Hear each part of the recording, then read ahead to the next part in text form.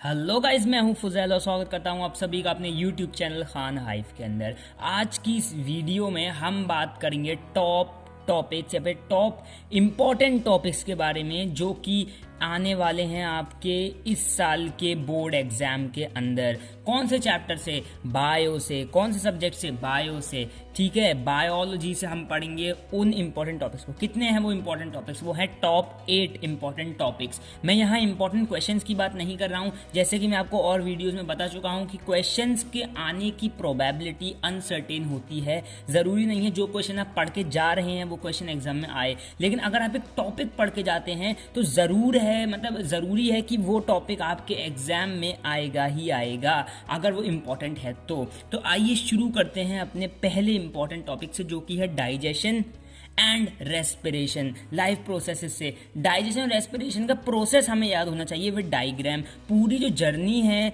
आपके फूड की कि वो कैसे आपके मुंह के अंदर इंजेस्ट होता है, उसके बाद पूरा वो डाइजेस्ट होके उससे ऑक्सीजन जब उससे रिएक्ट करती है फिर हमें एनर्जी मिलती है। पूरा वो प्रोसेस डाइजेशन और रेस्पिरेशन का मतलब इंक्लूडिंग ट्रांसपोर्टेशन बहुत इंपॉर्टेंट है वो सब। ठीक है, जितने भी लाइफ प्रोसेसेस हैं, लेकिन उसमें डाइजेशन और रेस्पिरेशन आपका सबसे ज़्यादा एग्जाम में पूछा जाता है विद डायग्राम। सेकंड हमारा है structure of heart and double circulation, structure of nephron. ये 3 पॉइंट मैंने एक ही में कर दिए हैं। स्ट्रक्चर ऑफ हार्ट पढ़ना है आपको, पूरे हार्ट का स्ट्रक्चर। मैं ये नहीं कह रहा आप एक एक पॉइंट को लिखिए कि वेना कावा का क्या रोल होता है या फिर ऑर्टा का क्या रोल होता है, नहीं, आप बस स्ट्रक्चर से ध्यान दीजिए कि कहाँ से ब्लड आता है, कहाँ से ब्लड जाता है, कौन सा वॉल्व क्या करता है, कौन सा वॉल्व क्या करता है। ये सारी चीज़ें जब आप ध्यान में रखेंगे तो आपको पूरा का पूरा ट्रांसपोर्टेशन क्लियर हो जाएगा। साथ साथ डबल सर्कुलेशन भी आपको ध्यान रखना है कि पहले कहाँ जाता है ब्लड, फिर कहाँ जाता है, फिर कहाँ जाता है, ऐसे करके आपको पूरी चीज़ ध्यान रखनी है। और स्ट्रक्चर ऑफ नेफ्रॉन तो आपको ध्यान रखना ही रखना है। पूरे एक्सक्रीटरी सिस्टम के अंदर स्ट्रक्चर ऑफ नेफ्रॉन से ज़्यादा इंपॉर्टेंट कोई भी क्वेश्चन नहीं आ सकता एग्जाम के अंदर। अब बात करते हैं अपने थर्ड पॉइंट की, जो है एसेक्सुअल रिप्रोडक्शन के टाइप्स।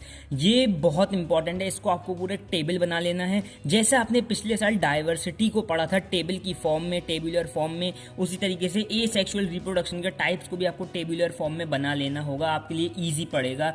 आपको ये इंपॉर्टेंट टाइप्स पढ़ने बहुत ज़्यादा ज़रूरी हैं, क्योंकि इन टाइप से ही सारा खेल होता है रिप्रोडक्शन के अंदर। सेक्सुअल रिप्रोडक्शन के ऊपर तो बस एक क्वेश्चन बन सकता है, इनके ऊपर तो आपके बहुत सारे क्वेश्चन बन सकते हैं। ठीक है, इसी के साथ हमारा नेक्स्ट पॉइंट जो है वो है सेक्सुअल रिप्रोडक्शन। हाँ, दोनों part, female reproductive system, male reproductive system, plant का भी, एनिमल का भी बहुत इंपॉर्टेंट है, स्ट्रक्चर वाइज भी, क्योंकि आपको उसका स्ट्रक्चर बनाने में थोड़ी प्रॉब्लम होगी, इसलिए स्ट्रक्चर उसका मुश्किल है, उसकी प्रैक्टिस कर लिएगा। और साथ साथ उनके जो डिफरेंट ऑर्गन्स के रोल हैं वो भी बहुत इंपॉर्टेंट हैं।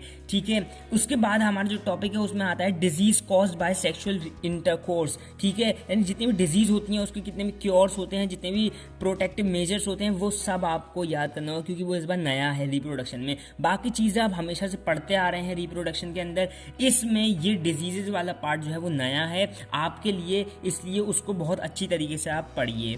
नेक्स्ट हमारा टॉपिक है वो है मोनो हाइब्रिड क्रॉस और dihybrid cross, heredity and evolution से। हालांकि आपको पता है एवोल्यूशन हट चुका है, इस बार रिड्यूस हो चुका है, हेरिडिटी कुछ नहीं है, लेकिन उसके अंदर भी जो बच्चों को सबसे ज़्यादा प्रॉब्लम देगा वो है प्यूनिट स्क्वायर और monohybrid cross, dihybrid cross. बहुत इंपॉर्टेंट है दोनों टॉपिक, बहुत अच्छी तरीके से आपको समझ के एक एक क्वेश्चंस को करके आप एग्जाम्पलर की भी हेल्प ले सकते हैं। इसके अंदर एग्जाम्पलर के भी क्वेश्चन सॉल्व कर सकते हैं, लेकिन इस पार्ट को आपको अपना स्ट्रॉन्ग करना होगा।